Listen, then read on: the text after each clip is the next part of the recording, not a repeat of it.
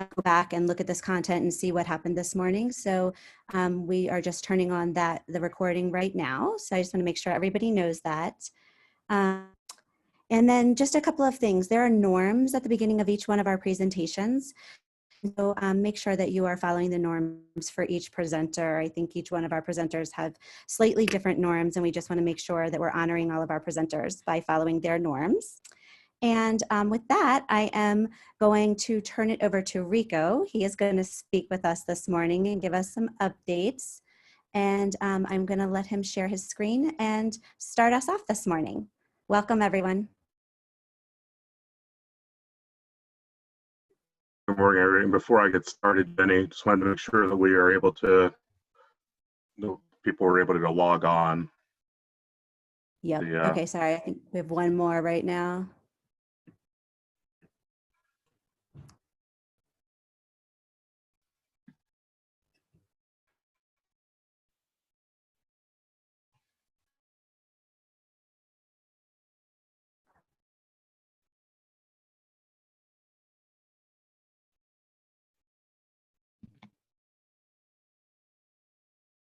The participant number has been holding steady at 99, so I'm wondering if we're still locked in at 100. Oh, I have 256 in mine. Okay, great.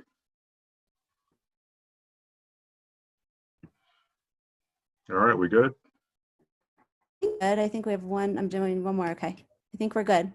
So I'm going to stop sharing, and Rico, I'm going to let you share. All right. All right. Good morning, everybody. Good to see everyone. Amy Colquist, wave if you can hear me. All right. Yeah, as we all adjust to these new screens and these new situations, we're all trying to figure out the best way to stay connected and know we're connected. And we keep learning and growing with each other. I'm going to see if I can share my screen here in this format.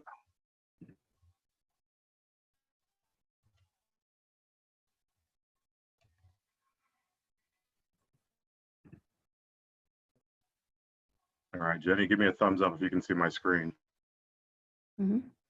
Gotcha. All right, good. So good to see everybody. Happy Thursday. I know it's Thursday because it's trash day. Otherwise, I wouldn't be sure. But it's good to connect with everyone and have a chance to see all of you. This meeting every year is the meeting where I try and do a little recap of some of the year and then also talk about our thinking and our work and our planning for the following year. So that's the tone that I'm going to follow in this meeting. I know we have another connect in another couple of weeks, but I think it's a good opportunity in this larger group setting to be able to connect and talk about your things in the district. So when I think about us, I think about the work that we've been through in what's been an unconventional year. I'm reminded of how we started the year. Right? And we started the year with me asking a question and me showing you a picture. So here is the question that I asked. I asked you, what if? And I talked about the power of thinking in what if terms. I talked about the power of talking in what if terms. In particular, I showed you a couple of different things that I thought were questions in that.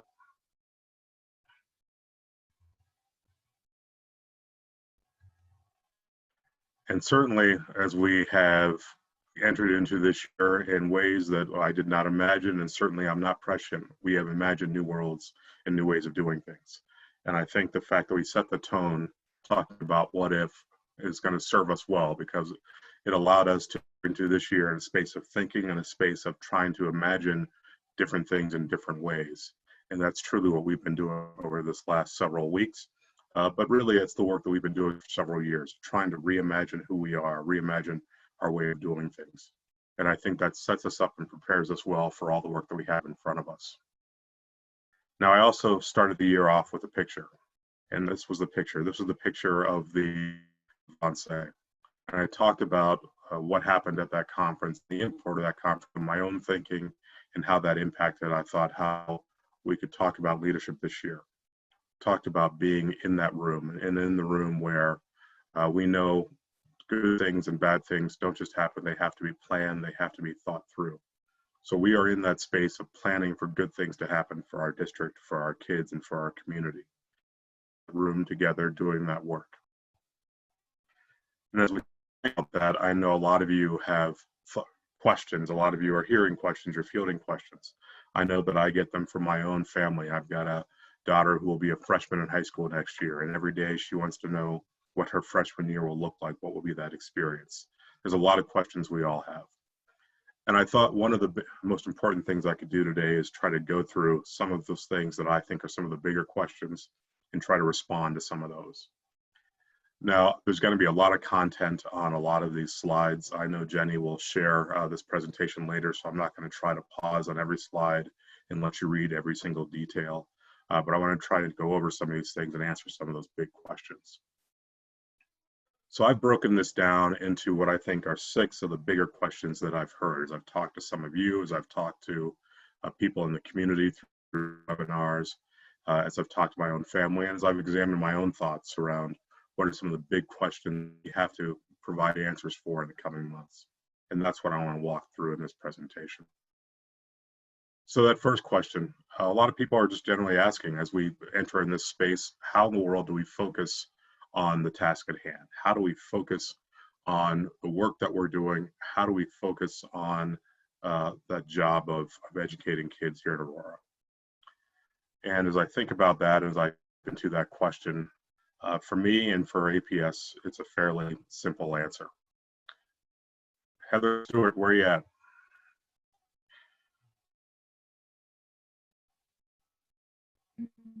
I'm here. Heather, tell us your job. Okay. Let's see, my job. I don't have my badge with me, so.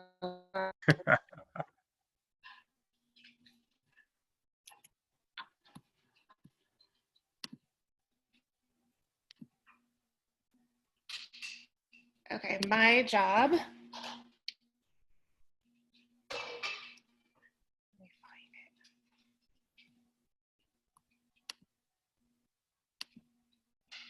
Can you hear me?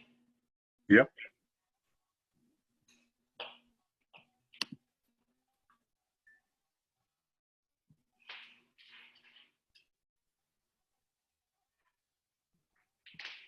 Okay, my job, every student shapes a successful future. My job is to accelerate learning families, teachers, and staff to ensure an equitable and rigorous educational journey for all. My community needs me to do my job. Thank you, Heather, and congratulations on your role at Montview. Thank you.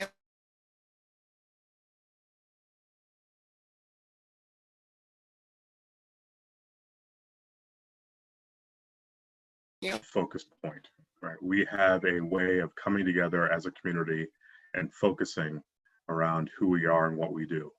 And that is our unified job description. We have created that way of focusing together. And it's a strong starting point. Also a point that connects strongly to our strategic plan. We are at the end of our APS 2020 and we're looking toward the future. And our board has told us that they want to stick to that vision and mission. And so we've been working hard to really think about how that evolves into the next level. That is our focus point as we think about how do we find new areas of focus, even as we kind of absorb happening with this and understand the impact of that on our everyday work.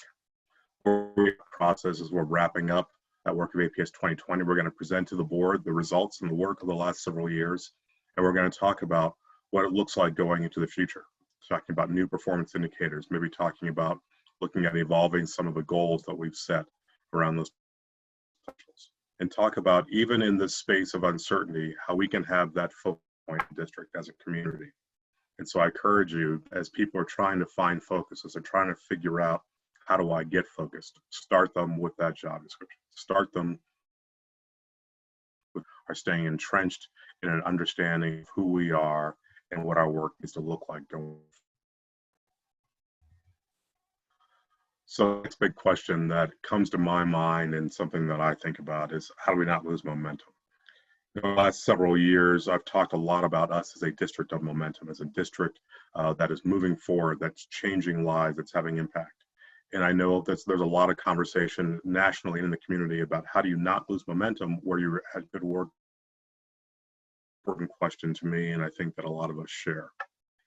But what's really important to me is that each time I've talked to you about momentum, I haven't talked to you about the things that we've done per se.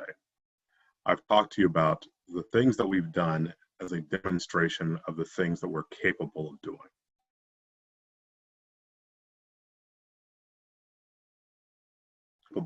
doing. I think that's an exciting space for us because we have proven throughout the last several years and certainly throughout the last several weeks that we are capable of doing amazing things, that we are prepared and we're ready to do amazing things. And as it says there, that we are a district that can achieve the goals that we set our minds to. So I'm not worried about our loss of momentum because I know what we are capable of doing. And we have had momentum when we've stayed anchored in the space of equity for everyone, equity for our students, equity in our spaces.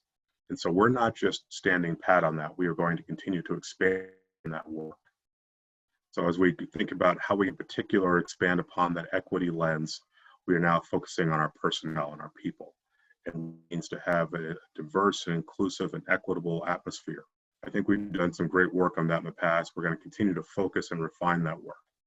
And we've entered into a partnership with a group called Promise 54, who in the last couple of days received a survey about the work that they want to do and try to get an understanding of what our staff experience has been and what it means to be talent ready within a diverse and equitable and inclusive environment here in APS. So I'm very excited about our momentum and what that looks like and our commitment to keep moving forward with that momentum.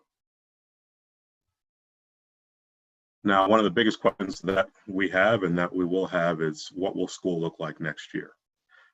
That's a question that I get asked every single day. My mother-in-law was badgering me about it the other day.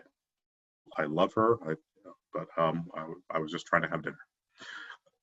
And as we get asked those questions, as we try to think about how we move that forward, what's incredibly important is that we have thought through this. We have thought through this work, and we're going to continue to think and tap into our best thinking around this work as to how we move forward. And the way we have structured this is in the context of something that we're a recovery plan. We've looked at best practices. We've looked at the work of others around us to try and understand what that can look like. Now, as we think about that recovery plan, we have first set up a set of essential expectations. Those are the things that we are talking about are our benchmark, right? The things, the anchors that we will have. These are not aspirational. These are not that we're aspiring to these kinds of things. So I need you to keep that in mind, that the language is not set to be flowery. It's not set to be all the great things that we can be.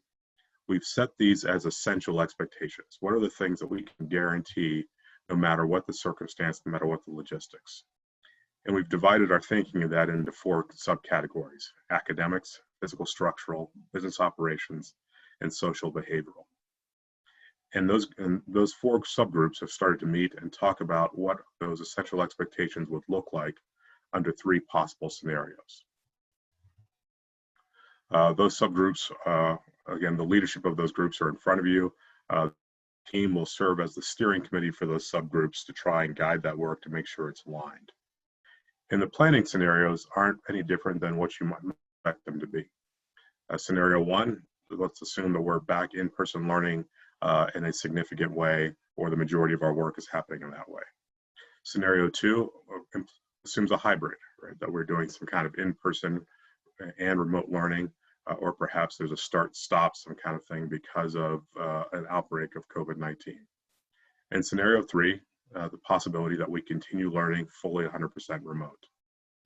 Now, I think of those scenarios, scenario 1 is the least likely at this point in time, based upon our best public health advice and our understanding. But there's certainly a possibility that we may end up shifting back into that scenario during the school year.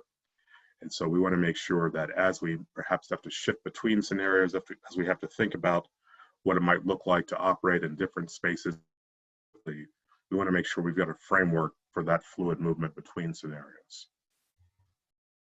So I talked about the essential expectations, and I'm not going to have you read every single bullet point. But again, as we've gone through these, we've tried to set essential expectations in areas that identify, again, not the aspirational, but the concrete. What can we guarantee across different situations and across different scenarios? Now, as we go forward in implementing those scenarios or one of those plans, we then will, of course, try to improve upon those and build upon those. But at this point, we are thinking about what's the bare minimum we want to make sure that we can provide in that.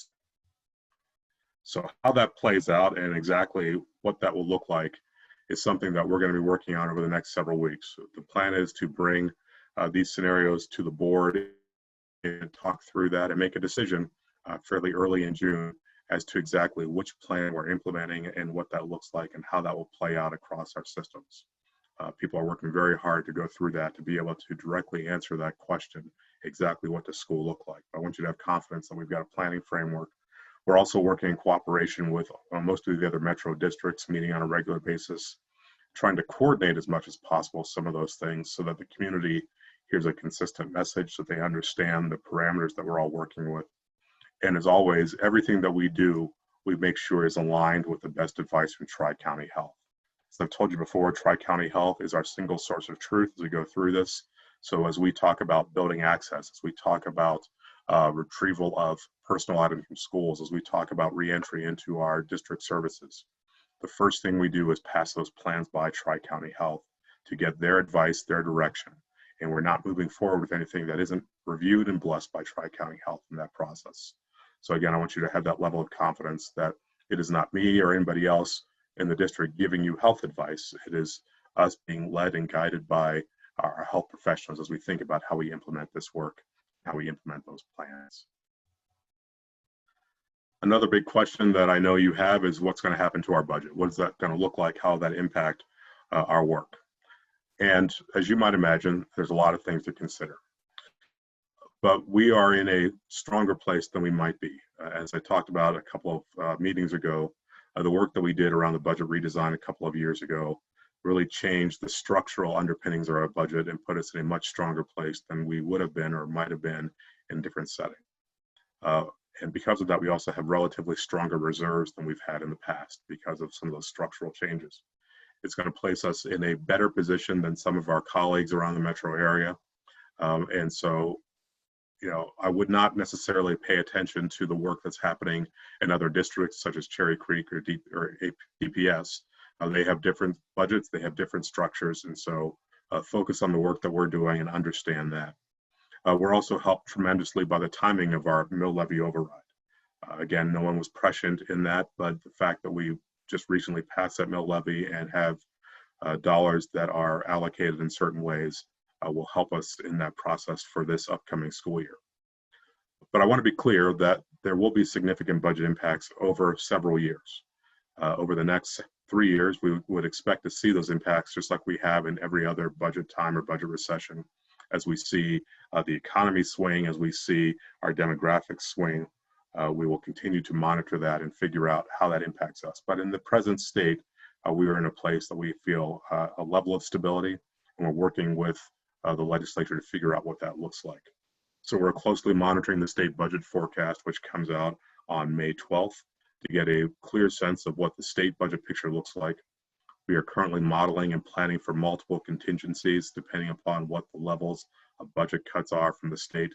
Let me be very clear, there will be significant cuts to education funding, and which means there'll be significant cuts to APS's funding.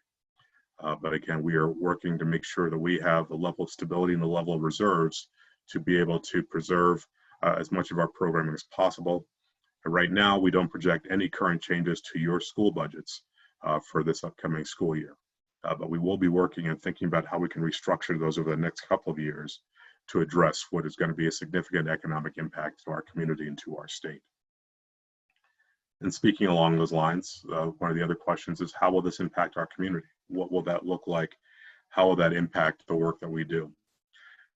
And as you all know, this is not an APS specific issue. Every community in the country is trying to understand how this will impact their community. And in talking with a lot of my colleagues around the metro area, Everyone is scrambling to understand how do they address that impact, how do they understand that impact. In particular, everyone's trying to understand how this will impact not just budgets, but their demographics as people think about moving away from an area where they may not have jobs, or moving to live with family, or staying put because they don't have opportunities that they may have. All these different puts and takes are things that we're trying to analyze. And every district I've talked to over the last several months is trying now to think about how do they get in place a process to develop a long-term plan? How do they think about their facilities long-term? How do they get proactive around meeting the needs and interests of their communities? How do they address those things? And what I can tell you is we are very fortunate that we already had that process underway, that we already had a conversation with our community around how we address our long-term educational and facility plan, a framework to have this conversation.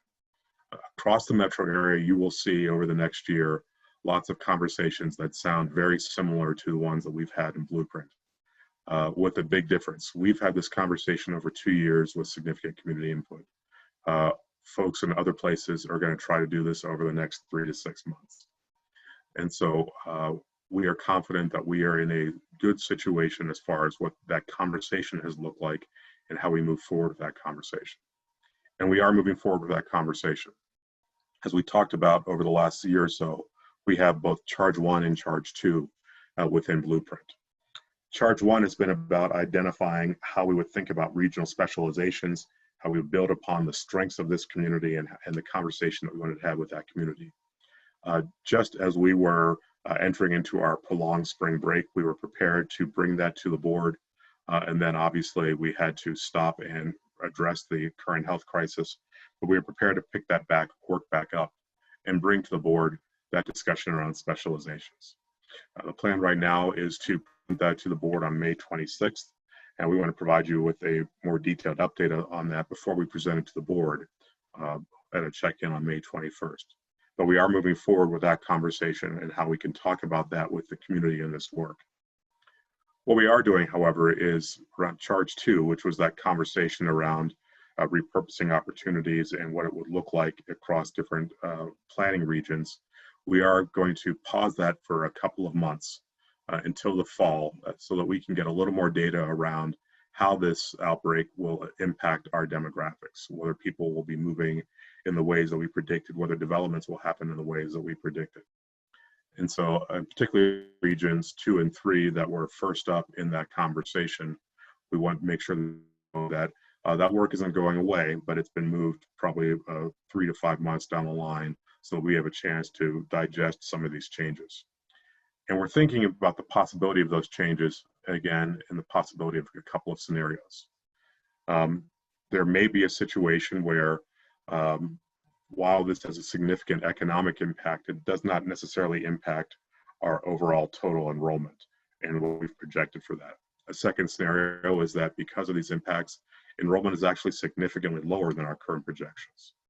So for example, if people, again, move away because of job opportunities or because of the nature of the economy in Aurora, if the types of jobs that we have are just slower to recover than other places, there's a distinct possibility that we have lower enrollment in the fall, and so that would accelerate our thinking.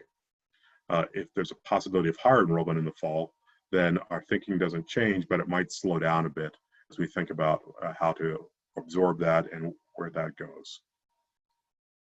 So again, one planning scenario is, again, if that enrollment is similar, what you can see there is that we would pick the work back up and continue kind of on pace the fall and move that forward. If it's lower, again, the possibility that that would accelerate. There may be a need for greater repurposing, that there may be a need for more work quickly in that area.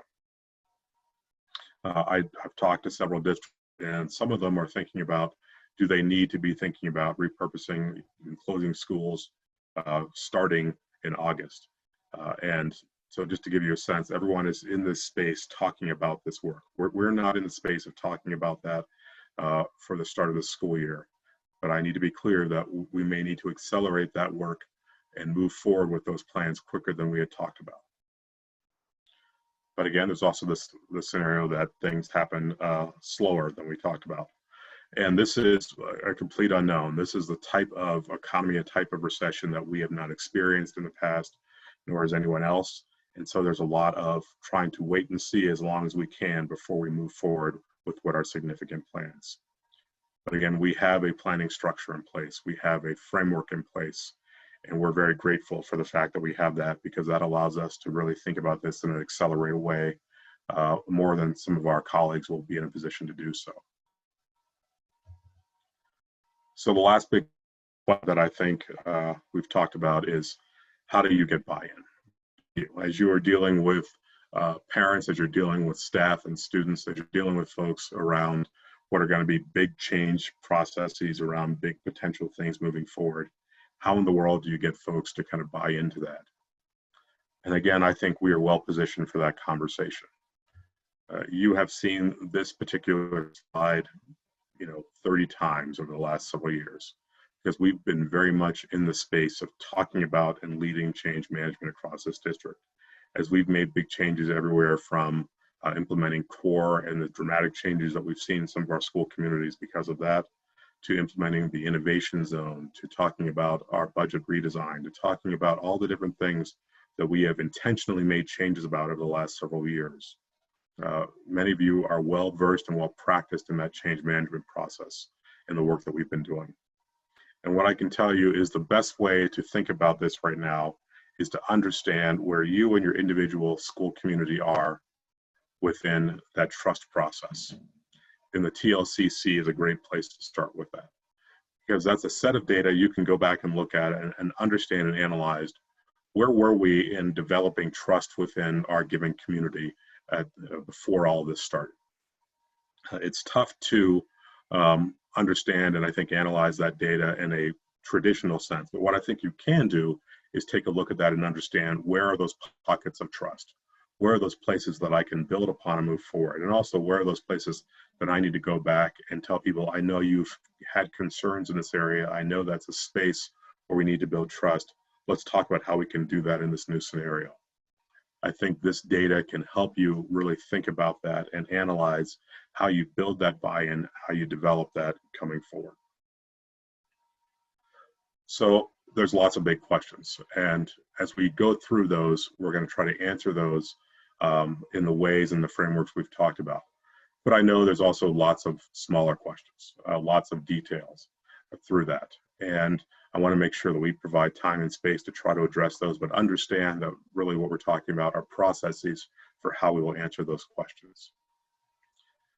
So as I started this year, as I started this conversation this morning, I started with both a picture and a question, and I'm going to go back to kind of another bookend of that, another picture and a question. And the picture is this. This is that I shared a couple of years ago when we talked about what does it look like to be ready? What's it look like to have our focus? And again, it's important that we as leaders create that framework, that we create a frame and then allow ourselves to start filling in that picture, right? Don't try to start with filling in the picture first and then putting a frame. Give it a solid frame. Make sure that you've got a clear focus. Make sure that we collectively keep that clear focus around the structure for a recovery plan, the structure for a blueprint. Those things set that frame and allow us to think about what the work can look like going forward. And then the question that I started with and the question that I've been leading with this year is, what if this is the room? What if this, where we are, is the place where we need to plan for good things to happen to our students? And if that's the place and if that's the circumstance, then I'm excited because I know two things. One, I know that you are the right people for this. You are the right people to be in the room to do this work. And then secondly, I'm excited because looking back over the structures that we have in place, the ways we've talked about, the ways we have trained, the ways we've tried to develop our people, we are prepared for this work ahead. And so I know that we can maintain that momentum. I know that we can maintain that good work, and we can maintain our focus on accelerating the work for every APS student every day. And because I know that that's what this community needs us to do. And I'm excited to do that with you. I'm excited to have the opportunity to seize on that what if thinking with all of you. With that said, I'm happy to answer questions. I'm happy to talk with you about any and to talk about how we continue our work moving forward. I think you can put questions in the chat or in the Q&A. Patty can help facilitate some of those questions and go from there.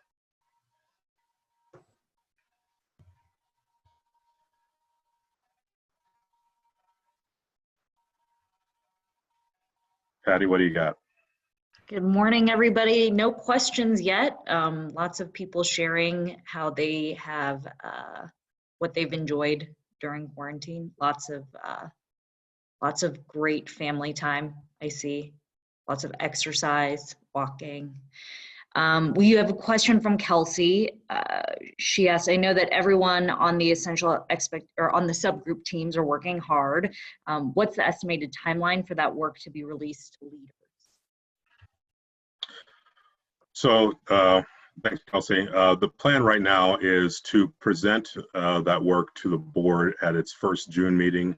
I'm not sure if that is June 2nd or June 9th, because we are kind of looking at perhaps changing the date of that meeting based upon the legislature. But early June is a space where we know that we need to bring that work forward and then make a decision around which planning scenario we follow. And then we go down a particular path of saying, okay, how do we specifically implement that planning scenario in our settings? And I'd just quickly like to mention our board president is sending out recaps after all the board meetings. The board wants to make sure that people continue to know that board meetings are held virtually. So you can stream those via our website. Also, public comment can be submitted in written form via email to Claudia Paz-Blasek. So just if you want to stay updated on what has happened in board meetings, please do make sure that you read those recaps from our board president.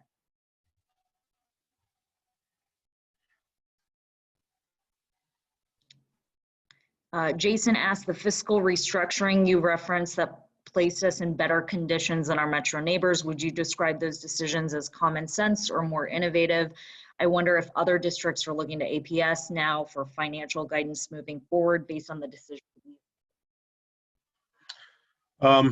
Thanks, Jason. I guess I wouldn't call them either common sense or innovative. I mean, it really was, at the time, we deconstructed our budgeting process and our fiscal planning process. We thought about what were the underpinnings of how we had planned, what were the foundational beliefs that we had in planning, and then we restructured that and said, okay, we need to plan in a different way and we need to structure in a different way so that we can be better positioned for what is a very dynamic environment. What we built upon was the belief that going forward, APS would have a very unstable, dynamic environment as it related to our enrollment.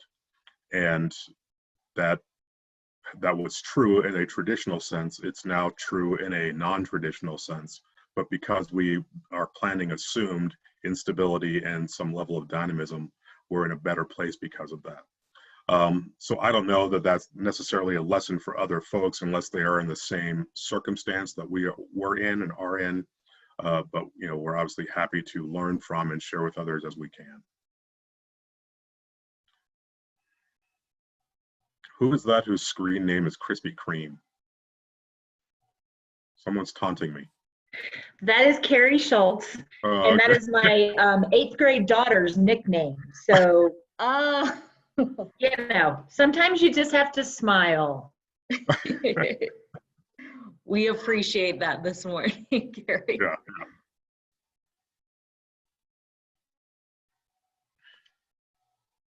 No other questions so far this morning.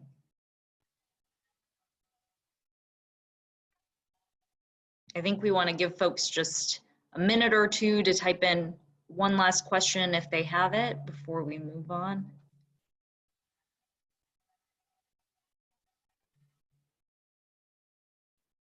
Does anyone need party trophies? Am I on the way? Oh gosh. Rico, you promised no more football jokes this morning. I see lots of people shaking their heads. I didn't tell any jokes.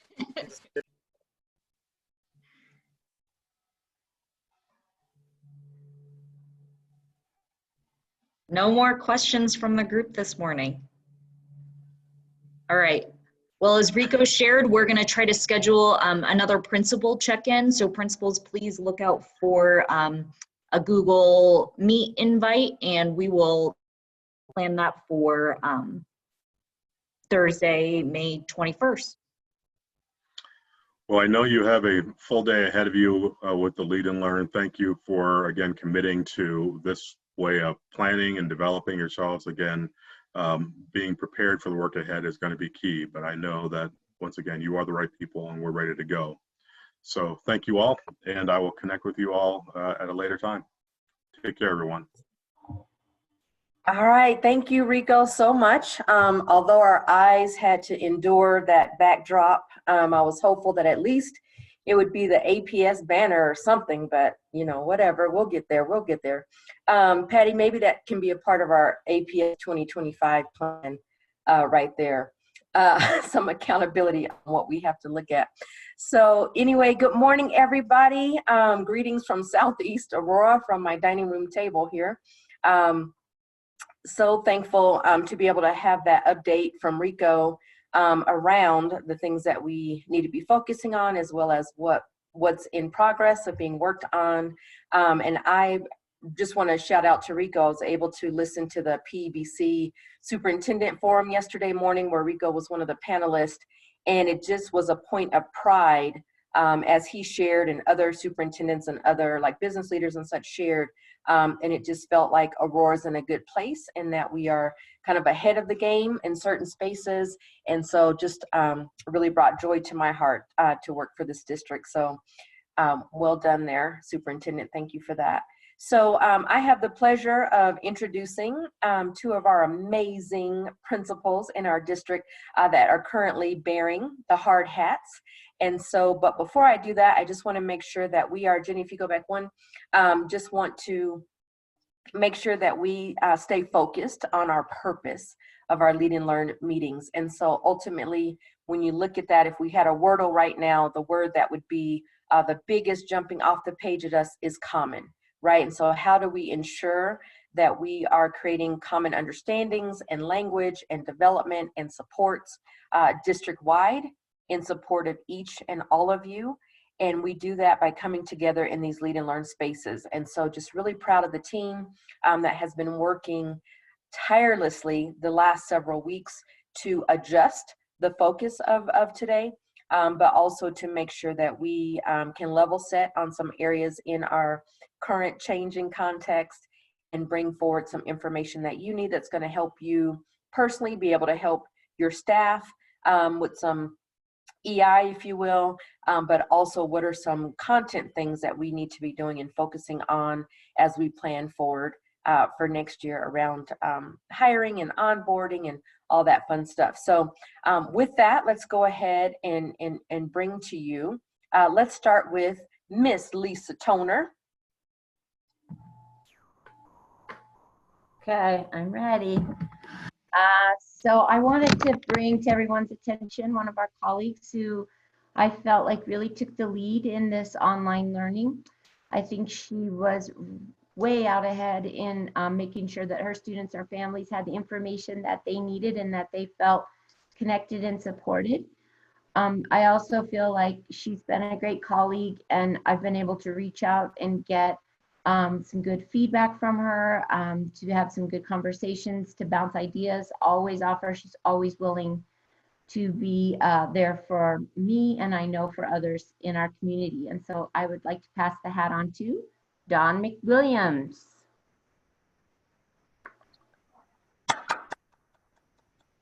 I'll be the sound for us all. All right, Dawn, do you have some words for us this morning?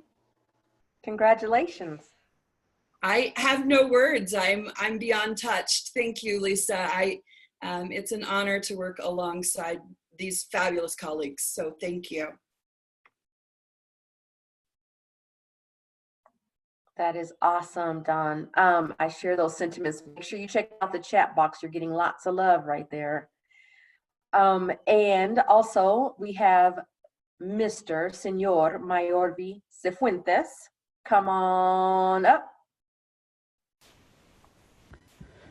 Hey, congratulations, Don. Thank you guys. Good morning, everybody. Hope everybody's hanging in there. I was gonna do a big stage, just kidding, but I'm gonna do my best what I can. So I am gonna ask you to bear with me because there might be some singing going on this morning. So just cover your ears if it's unbearable. But let me set up my sound real quick so you guys can hear me, and then I'll get started here. Um, let me check this. Can you guys hear that? Let me know if you need a backup. Yes. You can turn it up a hair.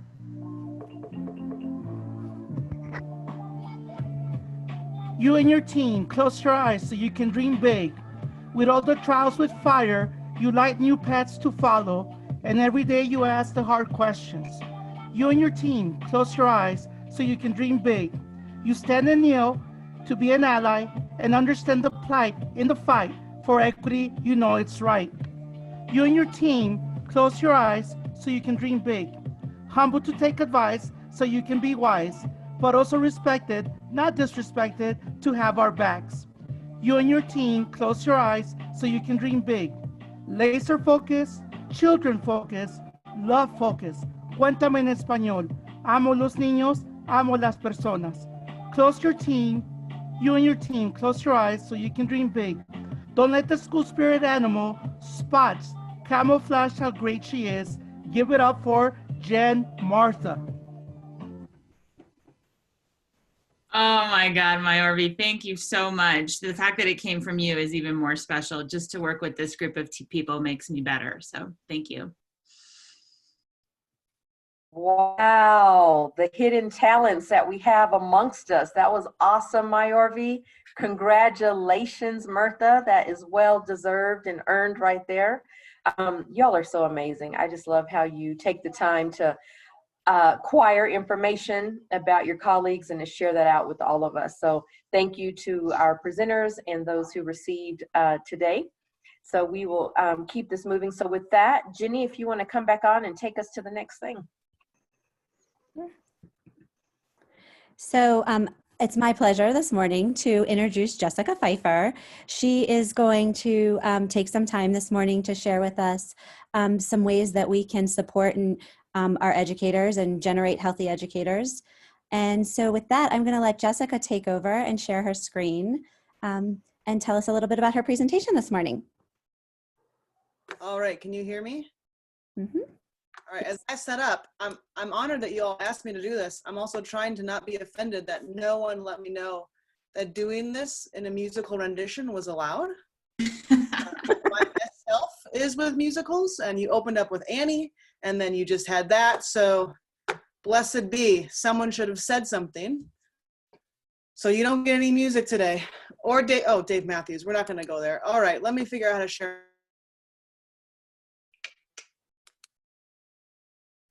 Jenny, can you see one slide or numerous slides? We're doing well. So like Jenny said, my name is Jessica Pfeiffer, and I work part-time for the District of Aurora as the coordinator of the Neurosequential Model team. So if you have not heard about that, our team is really focused on bringing a neurobiological perspective into all the work that we do. And we are at ending about year 2 of our plan to bring this model into the district. I also have an educational consulting company called Intricate Roots, and I work with schools and districts from around the world who are also interested in bringing neurobiology into education. So when I think about kind of where we're at as a district and our work to embed this model, I'm biased, as you can guess I'm biased, but we are in a good position because we have started this work in advance. And when I think about, Rico was talking about a framework, I believe that we're working really hard to create a framework that embeds neurobiology and is guiding the work that we do, especially during this time of COVID. However, if you want some more information, feel free to go to neurosequential.com. You can find out about this model. We have some pilot schools that are doing it, and I see some familiar faces on this call. We have North Middle School that started this work even a year before the pilot schools rolled out. So we've got some good stuff going on in the district, but feel free to check it out. So when I was asked to bring some neurobiology into this meeting, and especially with the COVID-19 pandemic that we're all experiencing, the question was, what should we be focusing on right now? And so again, my focus is going to be on generating healthy educators. How are we putting our educators first? How are we creating systems in which, our ultimate goal is to get back to teaching, to get back to learning for our students. And in order for us to do that, we've got to be strategic in taking care of those that take care of our students and our families, because they do an amazing job in this district. And we know that's going to be one of the most important pieces. So this is the heuristic that we use a lot. If you've seen anyone from the neurosequential model team in the district present, I'm sure you have seen this as well. I'm not going to go in depth to everything that is in this image here. I'm going to touch on a few key points that are important to understand when we think about, again, everything right now is pertaining to this COVID experience. The first thing that you need to understand about this brain that is trapped between these ears of ours is that it's a plastic organ. It's changeable, which is why most of us work in the field that we do, because we want to change lives. We want to teach content. We want to be influential. And so we can do that because this organ is capable of changing. Now, what we know about how change happens is that repetition is needed. Right? Exposure to experience over and over is needed. And when we talk about that, what we're also saying is that this organ is a use-dependent organ. It requires activation to change and grow. I'm not going to go in depth to trauma and neglect by any means, but when we do look at the trauma and neglect concepts, we know that this is the root of kind of why trauma is so pervasive, because it's the overexposure, and why we know neglect is so pervasive because it's the underexposure. So those are really what we're looking at when we're talking about the neurobiology from that stress response perspective. So we have many important organs in our bodies, and I don't want to be disrespectful to any of them because they do a really good job at keeping us kicking, but we know that the brain is actually responsible for a large majority of functions that keep us up and running. And one of the major roles of our brain is to keep us at a level of equilibrium, to keep us regulated, right? To keep us at a level of homeostasis. And it takes a lot of work to do that. And at the very bottom of this heuristic, you can see these three circles that have the letters in them: DA, NE, and SER. So what we're really looking at there is that in order for us to stay regulated, to stay at a level of equilibrium, our brain does this through core regulatory networks that are made up of different neurotransmitters. Now, I know I'm getting a little sciencey on you, so do not dissociate, come back to me. We are almost done with this.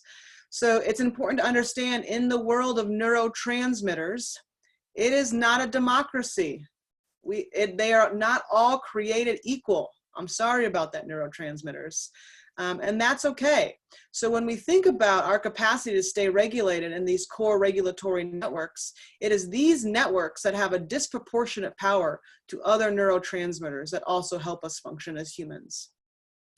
And the reason these are so strong is that they are responsible for communicating with the entire brain and the entire body, as well as receiving signals from the brain and the body on what to do. That is why they have a disproportionate power. And for those of you on this call that have heard about the ACEs study, if you have not, you should definitely look it up. It's the Adverse Childhood Experiences Study. We learn in that study about what can happen through adversity in early childhood. We're really beginning to understand now from this lens of why that happens. So when we think about equilibrium, right? When we think about staying regulated and staying at homeostasis, innately we begin having this conversation about stress. And so right now, what I want you all to do is put on your hat as a non-educator, as a human, maybe as a parent, as a spouse.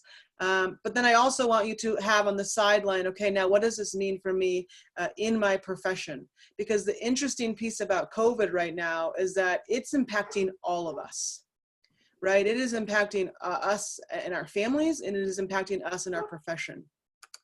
So when we think about that from a stress perspective, I think it's important to break down what do we mean when we talk about stress. In education, we're very aware of the fact that stress is healthy, right? Stress is necessary to teach new skills across the board.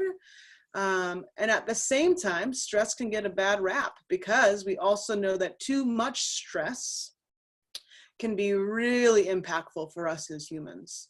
So the reason I love talking about this slide specifically right now, and I actually, when I'm consulting with districts across Colorado, I'm doing a lot of consulting for the Colorado Department of Education as well. We actually spend a lot of time talking about the characteristics that build tolerance.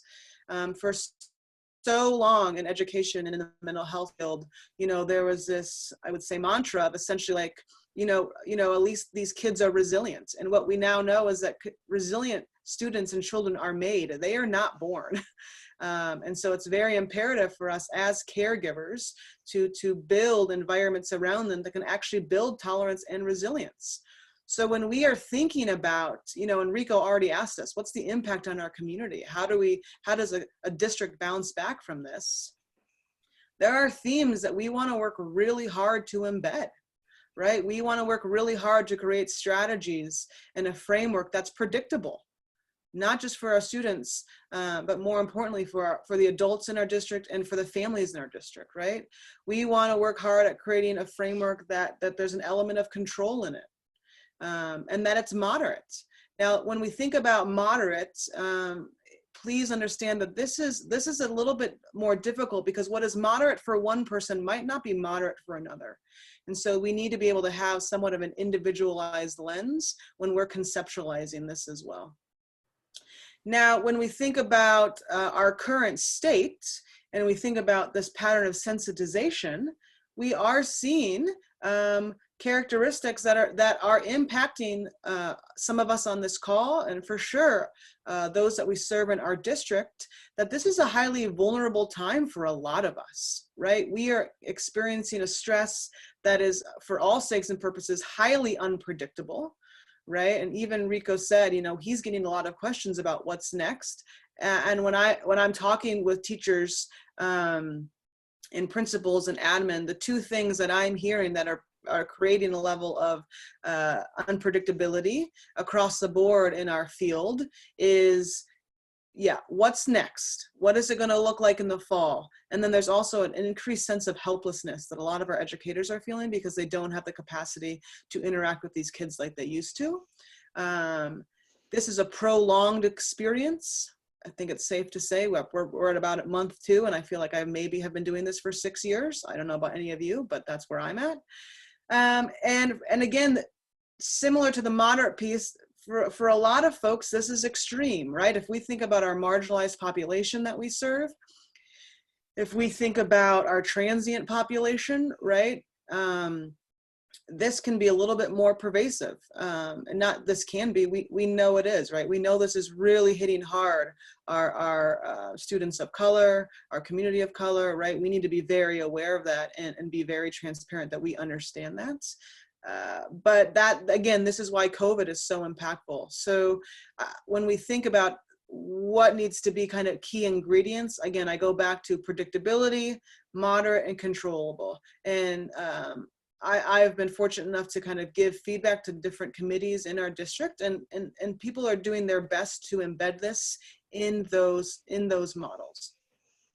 Now, again, when I think about what's the number one thing that can help us be predictable, that can help us bring an element of control, I go back to our educators, right? I go back to those folks that are in the muck with these kids and these families day in and day out, and I put them first. And when we do that, it's important to understand this concept that we're going to talk about next of state dependence. And so as humans, right, we've just talked about stress. We are constantly under stress. And one way that helps us better conceptualize where am I at, where is this person next to me at, is through this concept of the arousal continuum. And really what we're saying here is that depending on the level of stress that you're under, it's really going to impact what state you're functioning from. And hopefully you can have put together that this is the brain and it's now on its side. And what we know is that as stress increases, we go down in our brain functioning and we kind of move up this arousal continuum. So when we think about that and in perspective for the stress that we are experiencing now, we are going to go in a little bit more to the different states. Now down at the bottom, you can see the 5 states: calm, alert, alarm, fear, and terror. I'm going to break down these states, but specifically talk about alert and alarm because this is really kind of the make or break for our staff right now. So for all sakes and purposes, calm is when we are not feeling a lot of stress. We're usually working independent of other humans. We have full access to our cortex, our frontal cortex, so we're thinking really creatively. We're thinking very abstractly. I had a coworker once that when she was talking about this state of calm, she goes, good Lord, I'm gonna write a book and I'm gonna call it Comebacks from the Shower. Because this is also a place that if you are in a wonderful marriage, that you find yourself, maybe you've had a fight with your spouse, which never happens, absolutely. And you get in the shower later on that night and you're calming down and you think about all the wonderful things that you forgot to bring up in that fight. Like, oh, I really should have done a better job of reminding them of this and this and this. And like, oh, the next time he or she does this, you better believe I'm gonna bring this forth. And that's because you're able to access everything. And unfortunately, the next time you get in a fight, obviously you forget all of it because you're in a different state. So when you look at this classic adaptive response, which is the top row, it says rest. What I also would like, if you happen to be taking notes or just kind of make a mental note, that when we're talking about rest, we're also talking about this capacity to reflect. And the reason I talk about that is because what we know in education and what we know about learning is that to consolidate new information, whether you're a student in elementary school or you're an adult student in college, there needs to be these elements of reflection built into your day. This is how we consolidate new information. And so for a lot of our educators in our district right now, right, this is probably a little bit, I wouldn't say frustrating, but they're adjusting to this because they have students now that are under a different degree of stress than they were in the classroom. And so their capacity to obtain new content, it's highly limited right now because these kids are not getting to this place of reflection that we need to be getting to. As the stress increases, we move into alert. For me personally, this usually is my happy place. It's a great place to be. I am still in my cortex, but I'm dipping into that limbic system, so I'm a little bit more relational. I'm utilizing emotions as well to kind of guide decisions. And up top, it says flock. Now, I want to spend a little bit more time talking about this because this response is something that we all do and a lot of us don't know we're doing it. Flock in our response to stress is directly connected to this reality that we are contagious as humans, right? We are biologically hardwired to be in connection with other humans.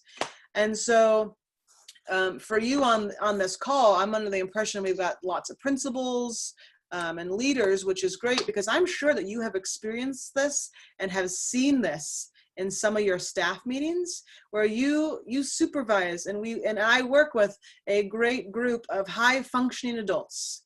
And yet in some of our meetings in which I have delivered news which kind of goes off like a fart in church, very quickly I am watching these adults begin to flock to one another. And I see sometimes facial expressions change. And I see people looking at each other out of the corner of their eyes being, can you believe this stuff that Pfeiffer's telling us to do? And I'm sure everyone knows, everyone starts looking at the person that's closest to retirement and saying, listen, you have nothing to lose right now. You need to speak up.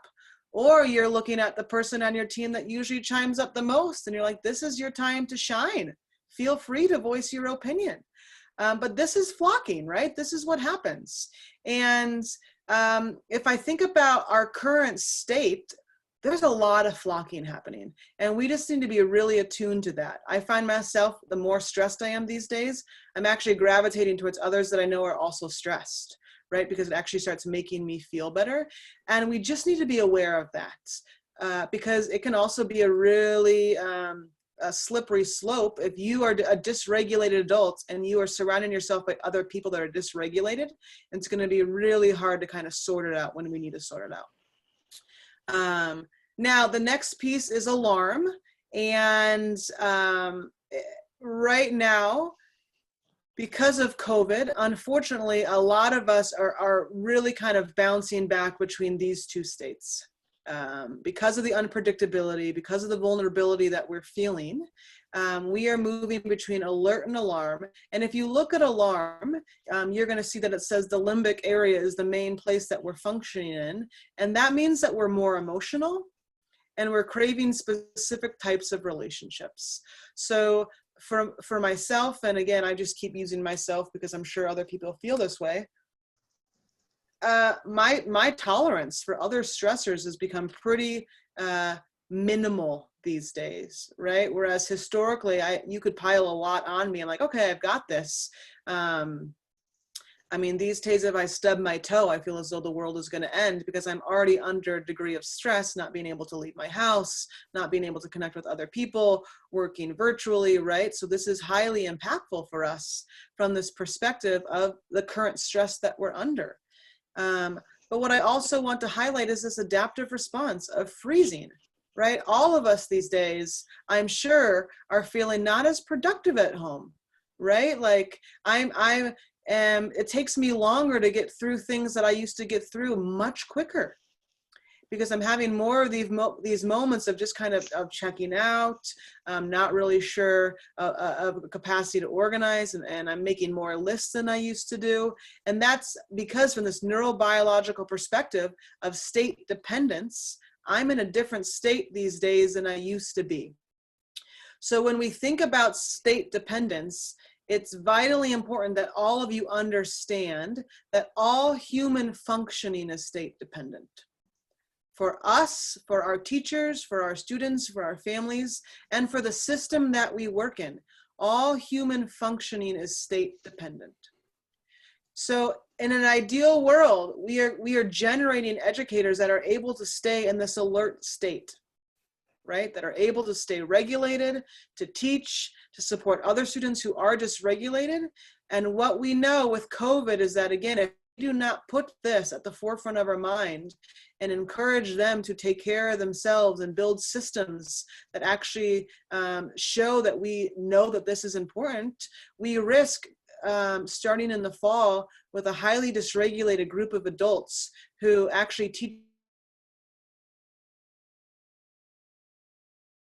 to do it, and we're going to be asking for a miracle, which is again why we have to push this forward. So when thinking about what are our options, right? I started this whole conversation saying the brain is a reward-seeking organ. It's responsible for keeping us regular and at a level of equilibrium. There are different ways as humans that we can regulate ourselves. And when we go over these, what I need you to be doing is thinking of it from a creative perspective. What ideas can we generate? What options do we have to start building this in systematically now? Especially, I mean, the summer is like tomorrow, y'all. And so that's also why this is so impactful, is that we are going to have a break, not just from our kids, but from our teachers. in which they are experiencing COVID with their families, and that kind of that professional bubble is maybe not as strong, but we need to encourage this during the summer, right? We should ideally still be checking in with folks saying, hey, I'm thinking of you. How are you doing? How is your family? Are you taking care of yourself? Let me give you some ideas, because when everyone knows this, when you're dysregulated, it's hard to put yourself first and regulate yourself. So there are 4 main ways as humans that we regulate, that we use to try to make ourselves feel better. The first regulatory mode is through self-regulation. All right? And within self-regulation, there's different tactics that we use. Dissociation is one of the main ways. And most of us are dissociating a lot these days. I don't even want to tell you some of this. I have lost brain cells watching really bad Netflix these days. And I am just binge watching the hell out of TV, right? I find myself on Instagram more. These are dissociative patterns. People might be napping more. You are just maybe daydreaming and checking out. This weekend, it's no joke. My wife was asking me a question, clearly of importance. I was definitely checked out, and without knowing it, I literally within like 10 seconds, I said yes, and then I said no. And she's like, are you even listening to me right now? And I was like, you caught me, I'm not. But I was checked out, right? We utilize this. You all are utilizing dissociating and utilizing these days. So we also need to be aware that our students are doing this, right? Our families are doing this, and it's okay. We just need to have that level of self-awareness. Another way that we regulate ourselves from the self-regulation lens is through cortical modulation. And really what we're talking about there is that we are using the smartest part of our brain to stop ourselves and our impulses and acting, I always say, and kind of doing maybe stuff that we don't want to do. And we're able to talk through the consequences. We're able to say, hey, if I engage in this, here's what's going to happen. If I say this back to my spouse, here's what's going to happen. Here's the thing that we know about cortical modulation, which makes this option a little bit more difficult these days, is that cortical modulation, you got to be regulated to be able to do this. And the degree of stress that we're under impacts this. So we're under stress these days, y'all, which means that our capacity to modulate and stop ourselves from doing things that we might not normally do or say or act is inhibited. So if you're a parent and you have already grounded your child for the rest of their life during COVID-19, that is because you are struggling at kind of saying, oh, I can't ground them because guess what? They're already grounded and they're stuck at my house. Right? I should go force them to go outside. If you are a little bit more snappy and saying things back to those people that you love that you might not normally say, it's because, again, our capacity to utilize this as a regulatory option is inhibited. The third way and final way for self-regulation is through self-soothing. And so really what we're looking at here is that we are inching our way into using the senses to regulate oneself.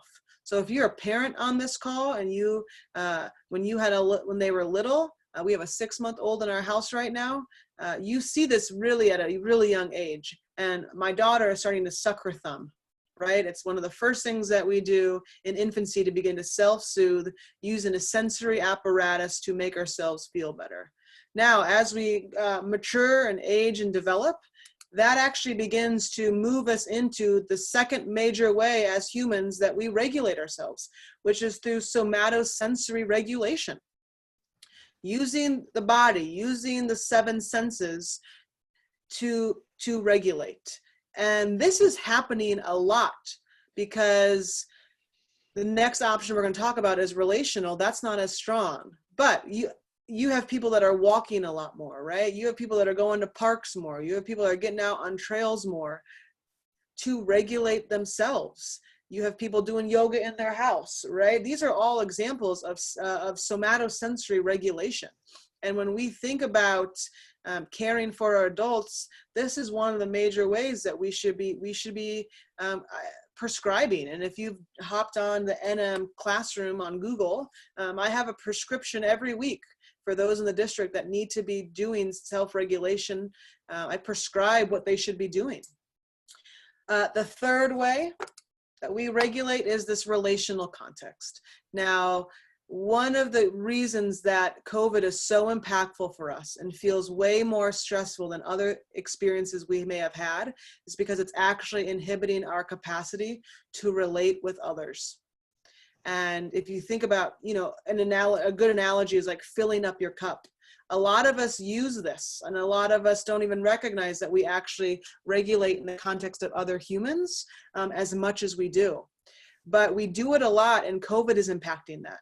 So you have folks that are leaning more heavily onto that dissociation, like I said. You have folks that are leaning more heavily into somatosensory because, listen, Zoom is great, FaceTime is not the same of being in proxemics with another human and utilizing that as a form of regulation. So just keep that in mind for yourselves, for what that means and for other options that we need to offer. It doesn't mean that we can't do it. And actually, I know folks in the district are working really hard within their teams, supervisors checking in regularly, just saying, hey, thinking of you, is there anything that you need? I can't stress that enough. If you are a supervisor, this needs to be one of the main things, recognizing that our staff have families, that they're human, and asking about things besides work. How are you doing can be a major way that we can be utilizing this right now. The fourth way, and we aren't going to spend too much time on this, but this is just the reality of being human, it's through pharmacological regulation. So if you happen to have an increase of wine consumption in the evening, guess what? You are doing some pharmacological regulation. We are talking about substances prescribed and unprescribed. Now, there are different statistics out there. For example, I have heard in the California Bay Area that purchasing alcohol has gone up by about 400%. It seems a little odd, but I mean, whatever. I also know that if you look at anti-anxiety medication and prescriptions being written, that has gone up for adults in the United States by about 30 to 40% since COVID has started. And this is really this pharmacological lens, right? Of if other ways that we can't regulate, the brain still needs to figure it out. We still must figure it out, and things are happening. In an ideal world, which is we are not in an ideal world right now, we are able to combine these. Right? We're able to put these together to have this optimal way of regulation. But what we can, again, encourage right now for our staff is how are we building systems that's encouraging self-care and self-regulation through getting the body involved, right? Let's do a step challenge. Let's encourage them to take, 10 or 3 breaks throughout the day of 5 to 10 minutes to get outside. How are we openly talking about this and building a system around this that really, really encourages this?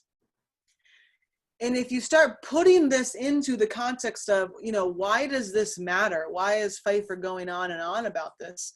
Because the ultimate goal, right, when we get back in the fall is that we want to teach these kids. In fact, my work in education, I'm a little worried that we're actually going to be really anxious about this time that we've missed. And we might want to hit the ground running too fast on teaching. And again, we're not going to be able to do that if our adults are not regulated. But even before we think about getting back into that realm of teaching, what we need to understand is that we have to focus on the relational component with these kids. We're going to have students and families that are coming back to us, and they're also going to be highly dysregulated. And if we are going to create an environment in which we are able to help regulate them and get them back to their equilibrium, we and our teachers, we must be regulated. There's just no other way around it. A dysregulated adult cannot regulate a dysregulated child or an adult, right? Again, if you're dysregulated at home and your spouse is dysregulated at home, I'm sure you have some very entertaining stories for how that's been going at your house. If you are dysregulated at home as a parent and you're trying to regulate your child who's dysregulated, again, I'm sure you have some fun stories to share. So in order for us to get back to a place of learning, we got to get these kids regulated. And you can't do it if you're not regulated. And this is what we're trying to avoid. And even without COVID, we were vulnerable for this. All schools and districts are vulnerable for this because unfortunately, we actually don't talk enough about kind of regulation and self-awareness with educators, right? A lot of educators don't actually get this content, or like, this is far from their mind. And we have staff and folks that we work with that actually don't know what they look like when they're stressed. And yet they're trying to regulate a child in front of them, and you kind of walk by and it's like, you are clearly stressed right now. So this is what we're trying to avoid,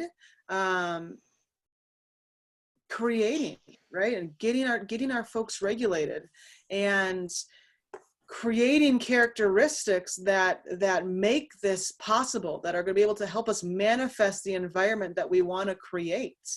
This list right here, this is the ultimate kind of goal for characteristics that we're looking for from our teachers. We want in our district teachers that have the capacity to be attentive to the needs of our students, to be attuned to what's happening in our students' lives, that can be present. And what I'm talking about here is like, yes, if you show up for work, listen, you're doing a really good job. Thanks for showing up. But we're also talking that you have the capacity to be physically or to be emotionally present with these kids. I will say, I remember one of my first jobs in the mental health field in particular. I used to show up for work. And first off, I don't know how I got this job. I was 20 and I was working in a residential treatment facility, and I was responsible for like 9 kids between the ages of 13 to 18 as a 20-year-old. So let's not even go into that. But the moral is I was showing up, and the person that I was working with, yes, she was present, but she was so burnt out that she was not able to do any of the other things on this list, which made my job harder, right? I was more anxious about showing up, having to work with her and do everything for her, from this being attentive and attuned and responsive to these kids that I was responsible for taking care of, than I was worried about, hey, I'm 20 taking care of a 19-year-old. Let's think about that. So this is what we're trying to strive for in APS, are creating educators that have this capacity, that these are the characteristics that we see when we're walking in and out of our classrooms. I keep saying pre-COVID and now COVID, because for me, the first 9 years of my career were heavily mental health. The last 9 years have been heavily educational. And the hardest adjustment that I had hopping into education was that no one was talking about any of the stuff on this slide. No one knew what any of this was. And yet I saw these teachers, I saw those in education actually being impacted by this on a daily basis, and yet they had no idea what it was. Now, the thing with this trauma-informed lens is that everyone and their mother is going to want to be trauma-informed. That's just the reality of what COVID is going to do for educational systems, which is why in the very beginning I said this: we as a district are leaps and bounds ahead of some other districts, because we're already begun to implement this neurobiological perspective into the work that we do. But please understand, we're also saying that regulation of our adults needs to be the #1 focus, because when we come back in the fall, we have adults that will be highly susceptible to all of the stuff that you're seeing on the screen, right? We have adults and educators that this element of compassion fatigue is alive and well. And some of you on this call might actually experience this, right? You are very good at caring for other people, but when it comes to looking inward and doing this for yourself, it's hard. And the thing about compassion fatigue is it's a slow process.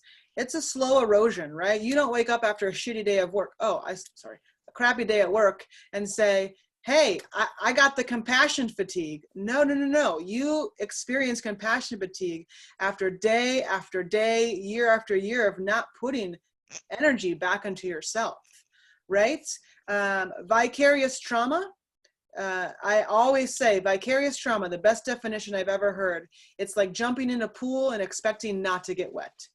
Our educators, us in education, are highly susceptible to vicarious trauma.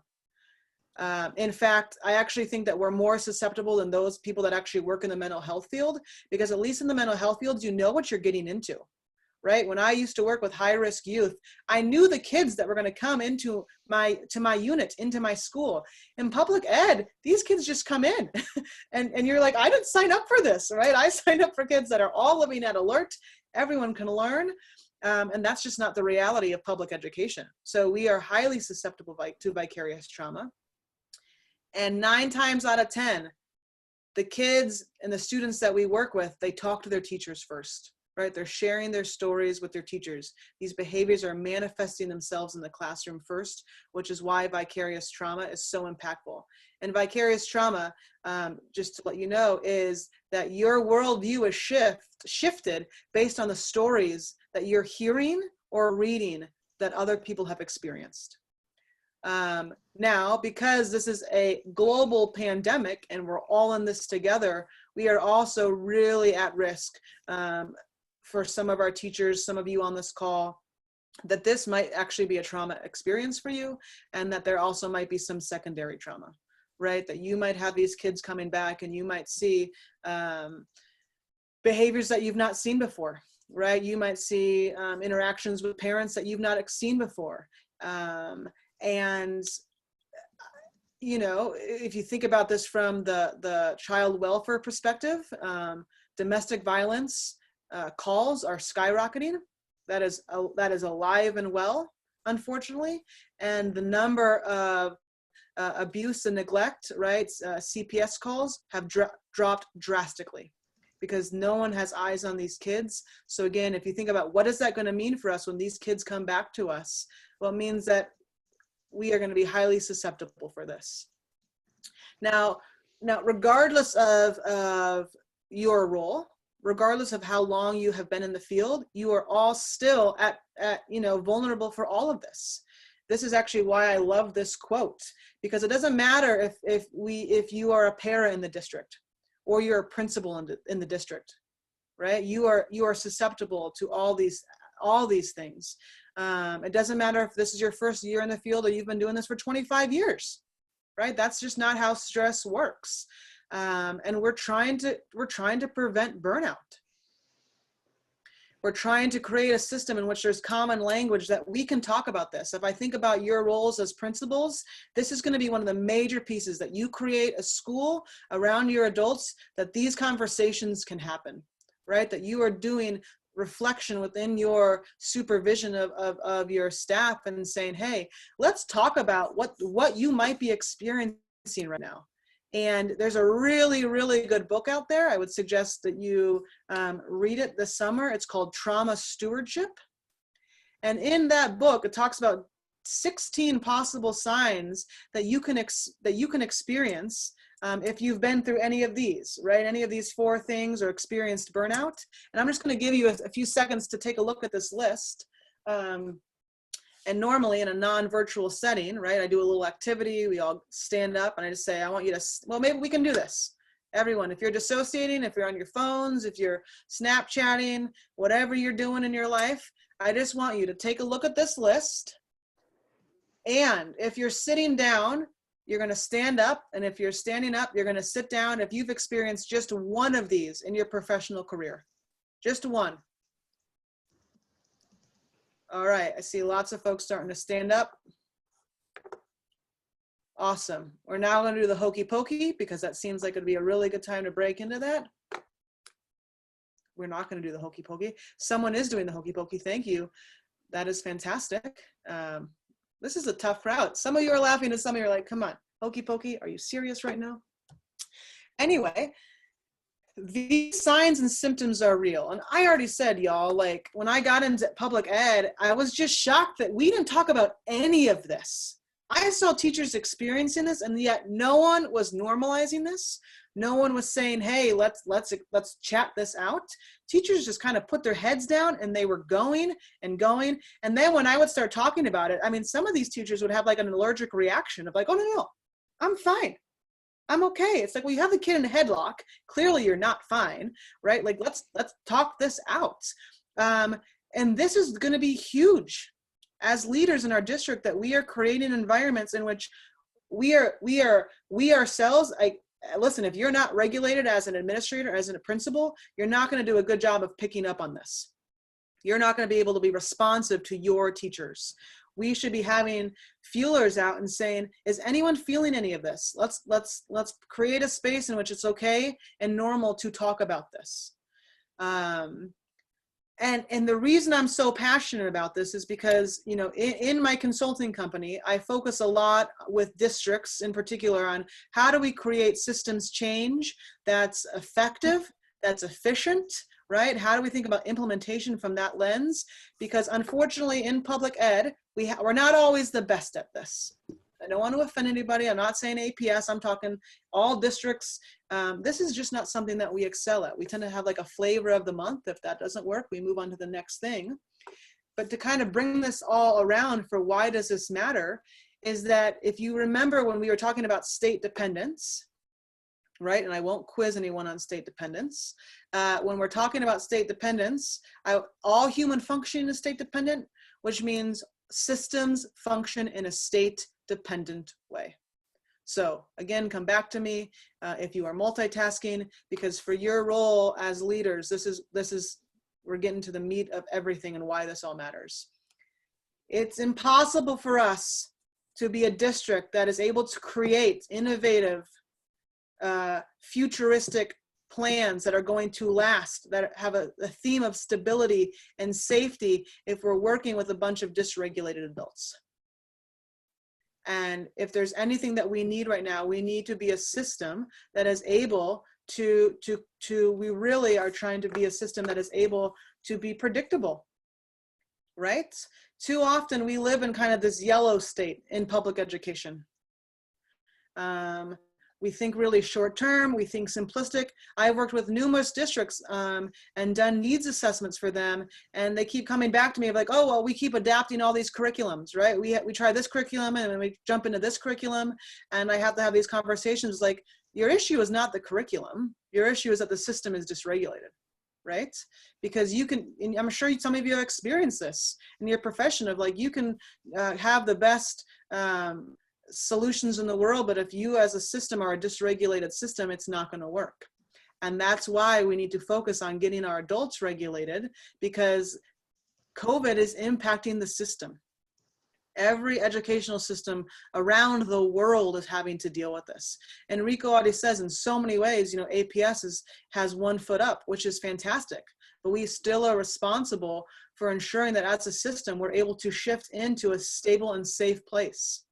And that we are not becoming vulnerable to become more in that novel and inconsistent area, which other districts are. I'm working with them. I can tell you, I will not name them, but I know there are other districts that are struggling in this area right now.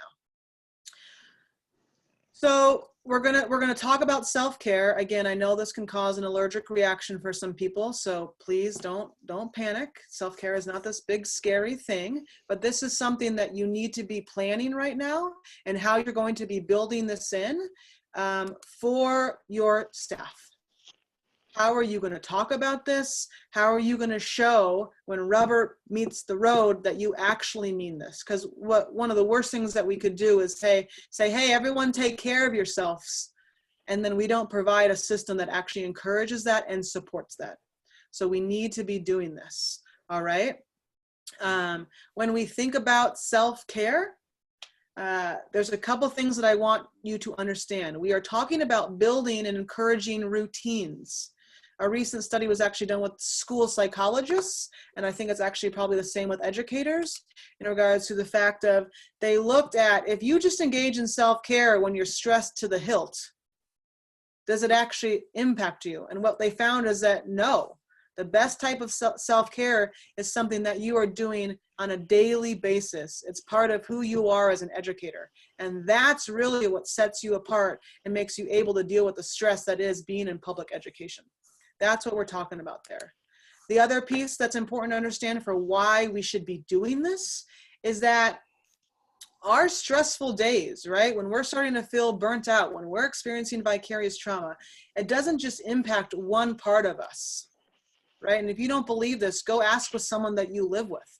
What do you like when you come home after a crappy day? Oh, someone's unmuted. Do you have a question? Okay, I'm gonna keep going. And that's why self-care is so important, because when we start feeling stressed, it impacts our physical being, it impacts our emotional, our relational, and our spiritual beings, right? All of this is impacted, not just one of the above, all of the above, which is why self-care has to happen so that we can give back to all of ourself. And then again, the reason I love this quote in particular is because it talks about personal and professional. Historically, I've always said in trainings and conferences when I'm talking about this, of I'm not really sure where this like tagline of, oh, I'm really good at leaving work at work and home at home. I'm going to cuss here for a second. I'm sorry, because it's actually horseshit. We're not designed to be able to do that very well as humans. And yet it's become kind of this badge of honor of like, oh no, I had a stressful day, but I can leave work at work, that you just can't do it, which is why self-care is so important. And we need to be attuned to that and attentive to that and normalize that for our staff. Our kids actually pick up on this. I'm sure you've come home after a crappy day at work and your spouse or your kids are like, what's wrong with you? Or you've shown up to work and your students are like, you look like crap. Are you okay? And you're like, oh, thanks. So those that were around, they're attuned to this. We just, again, have this mentality that we can separate it. So that's why self-care is important. This is why this needs to be in the forefront of your mind if we're thinking about the best way to move forward and to create an environment in which we're going to be successful, right? Get these adults regulated, normalize this, build a routine within your own school in which is saying, hey, not only am I going to tell you to do this, they're going to see you do it. I will say, I was on a call last week with, it's a call that we host with Dr. Perry and the Child Trauma Academy. And there was a teacher who I don't remember what state she worked in, but she goes, it was so interesting. Our superintendent, I don't even know if Rico's on this call, and I don't even know if he runs, so whatever, but their superintendent is a big runner. And he actually started driving into different neighborhoods and running in different neighborhoods so that his educators would see him giving back to himself. And the teacher said, seeing the person that is responsible for me gave her permission to also give back to herself. So you as principals need to be doing this and modeling it to say, it is okay. And not only is it okay, I need you and want you to be doing this so that we can do the best that we can do for our students. That sounded like an Army tagline. Is that the Army tagline? Be you? I don't know. If anyone knows, you should tell me what it is. We're almost done. Thank you all. You're doing a great job. A+. If I could move you all up a level. Everyone's moved up a level. Congratulations. I'm very proud of you all as adults. The other piece and the other reason I'm talking so much about this with schools and principals is because we have not experienced anything like this. This is just the reality, right? And if I think about in my lifetime, that the only thing that I can think about that really impacted us just as a nation, from my perspective, it was 9/11. And this is massive for the grief and the loss and the stress that this is bringing to us as a country, right? And yet this is a global piece, right? This is happening around the world. And here's what we know about our capacity to deal with adversity. As humans, it's directly connected to our capacity and the strength of relationships around this. And so if you've heard me talk before, you know that the reason I will always remain in education and bring this to education is because when these kids walk into a school building, they are surrounded by opportunities to build relationships, right? They are surrounded by adults who have the capacity to bring a level of connectedness to them. So now, keeping that in mind, let's think about COVID, right? We have kids that are going to come back. This is an adverse event. Everyone needs to know this. This is an adverse event. We're all experiencing it. And we really have the capacity to be a major buffer and support for our students and our families as an educational system. It also means that we're at risk, right, to bear a lot of kind of their stories, but this is why we need to be regulated. You can't relate with your students if you're dysregulated. And our ability to get back into learning is going to be rooted in our ability to maintain a relationship and to connect with your students. And we want to teach.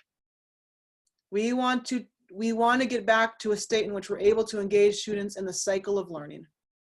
And when we think about what does a cycle of learning actually mean and what's a key ingredient, it's relationships, right? The cycle of learning is jump-started with curiosity. I see it with my 6-month-old daughter, right? She is like finding things. She's starting to roll over. She's grabbing stuff.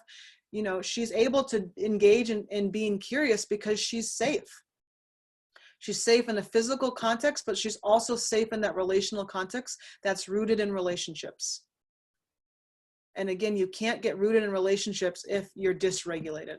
And the other piece about the cycle of learning that's so important is this element of pleasure. We're talking about pleasure that's rooted in the context of being in a relationship with another human. That intrinsic reward is an active part of this cycle.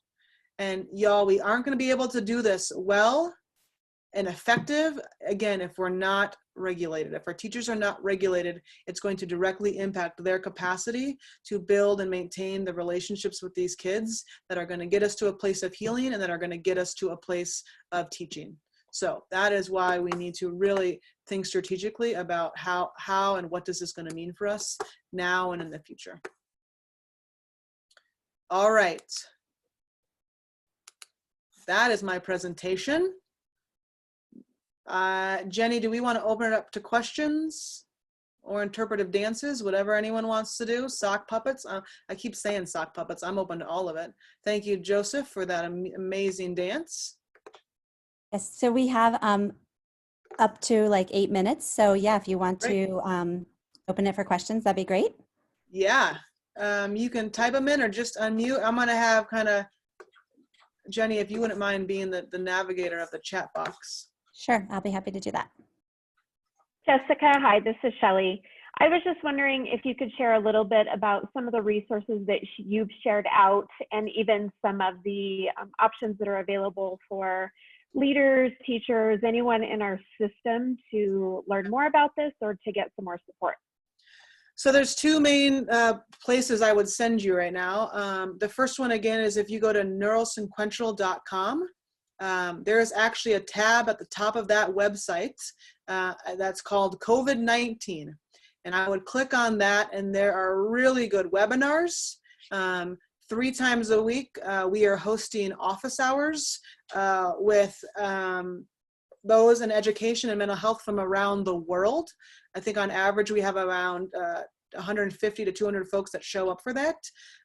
So I would check that out. There's articles on that tab. There's also additional resources, which they have gone through and vetted. Things that could be very helpful. I think that's also the hard part with COVID, right? Everyone and their mother has something to say about how we should deal with this. And so they've kind of gone through and say, here's something that we think is really, really helpful. On top of that, we do have an NM office hours that I host twice a week. And I've also recorded those, and we've created an NM classroom. And so those are all up there. On that page, I am giving self-care prescriptions. This one, it's a really big one, asking everyone to drink 32 ounces of water a day. I know, dream big. It's amazing what I'm asking. We have a check-in question just to try to have fun. But on that area, those office hours are stored there. So, and they're going well. We have a lot of teachers and folks from around that. It's open to anyone in the district. Anyone can hop into those, and those go really well on Mondays and Thursdays. So those are the 2 big things that I would say, Shelley. Jessica, is one of the questions is, could you share the code for the Google Classroom? Is it on that page as well? Okay, yep, I will find that. Now you're gonna put me in a spot that I'm gonna stress out. Well, or you could just send it to me later on and I can make sure that it gets on the agenda so that everybody has access to it. Let's do that so I don't panic and pass out. Totally fine. And it looks like Sarah Coleman's also gonna look for it and she'll post that. Perfect. Other questions, life choices, anything. So there's another question. Do you have schools or districts that have exemplars of self-care models that we can study and learn from? Yeah, how do I want to answer this? In the state of Colorado, I think we're still working on this, and I'm a very biased and opinionated person. So I think one of the struggles that we're experiencing within our state is that we're very locally driven state, right? And so even if you're a parent and you have a child that maybe goes to a different district, even though you work in APS, you're experiencing this, right? Everyone's doing it a little bit differently. So nothing in particular within our state, but when I'm working with other schools and districts, the things that are coming up is that there's these themes, right? There's permission given, and it's actually built into somewhat of a job responsibility, right? The most success I'm seeing are when principals and admin are saying, hey, you're actually responsible to do something for you for 30 minutes to an hour a day. And right now, because of COVID, we actually need you to be doing this so that you can be effective at your job. Those are the biggest things that I've seen for folks that are having success. And I think the other piece with that, the other element in which success is happening is that they're really working hard to maintain that sense of community, right, for their staff, of ensuring that we are still connected to the best of our ability via a virtual platform, phone calls, letters, I mean, you name it. Of keeping folks together in a connected way. Because again, we know that our ability to stay regulated and relate is really going to drive our capacity to get back to teaching and learning. Great, thank you. Are there any other questions? Oh, so the code is actually posted in the chat, just in case anybody wants to copy it right now for the Google Classroom. And then I also will download this chat and make sure that that's accessible to everybody after this is over. So thank you. And I will look into, I will find that information about those other districts. I will get that as soon as possible and post that. Hey, this is Kevin. I did write in the chat that we have just now purchased 5 ebooks and 5 audiobook copies of the trauma stewardship book. And so I'm working to have Rich Blegan set up a very easy web address for you to be able to find those books. And that web address is going to be ebook.aurorak12.org. And so the ebooks will probably populate in a couple hours, and the ebook.aurorak12.org should get set up as soon as Rich can get that done. And that link will take you to all the student books as well. Thanks. Awesome. If you could just follow me around and work that fast on all my life needs, that would be fantastic. Yeah, check that book out. It's so interesting because it looks at the impact of trauma on anyone in the helping field, right? So whether you're an educator, whether you focus on the environment, whether you're a nurse, I don't care what it is. And it looks at it from an individual perspective, from like an agency or your professional perspective, and then it looks at it also from a cultural and community perspective. So it's a really good book. Thank you so much for doing that, Kevin. And I said that in the beginning, you saw the picture, right? I know there are numerous folks in the district that have read The Boy Who Was Raised as a Dog. But if you have not read that and you're wondering kind of what is the neurosequential model, why is that a big fancy word, and what are they doing with their lives? I would also suggest looking at that book this summer. And again, I know lots of people in the district have already read it, but if you haven't, feel free to read that book as well. And Born for Love is also great, absolutely. Great. Well, with that, Jessica, thank you. We want to say thank you so much for that informative and supportive session. I know many of us will be using many of the things that you told us to help support staff and students as we continue down this path. So we just want to say thank you for being part of this session this morning. Absolutely. Thanks, y'all. Keep doing good work. And just sing. Musicals are the best. So, you know, there we go. Thank you. Yep. Thanks. And so with that, I am going to share my screen, go back and share my screen so that we can continue.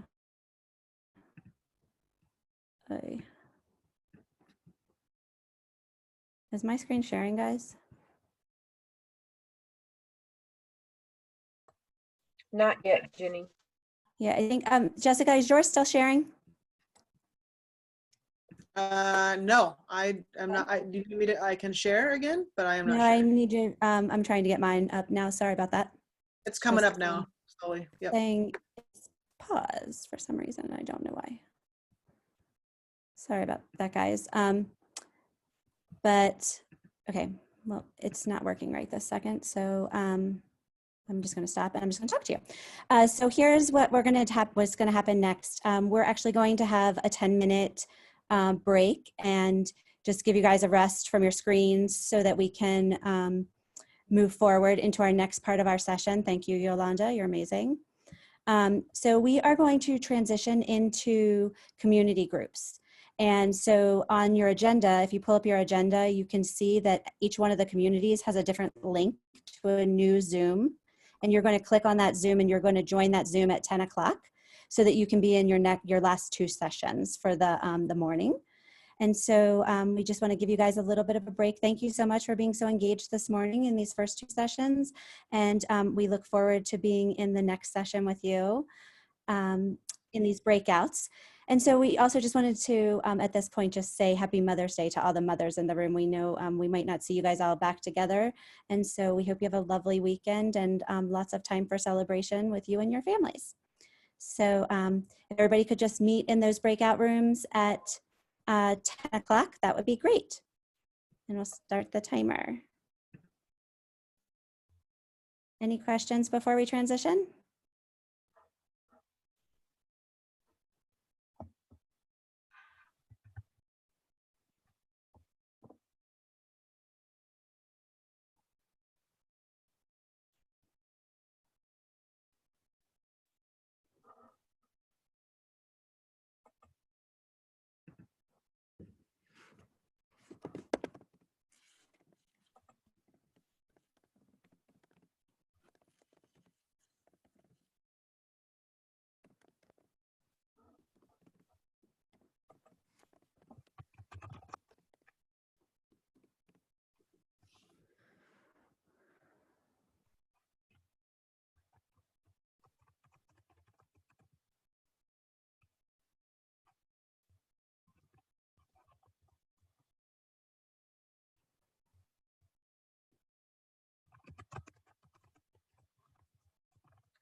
Kevin?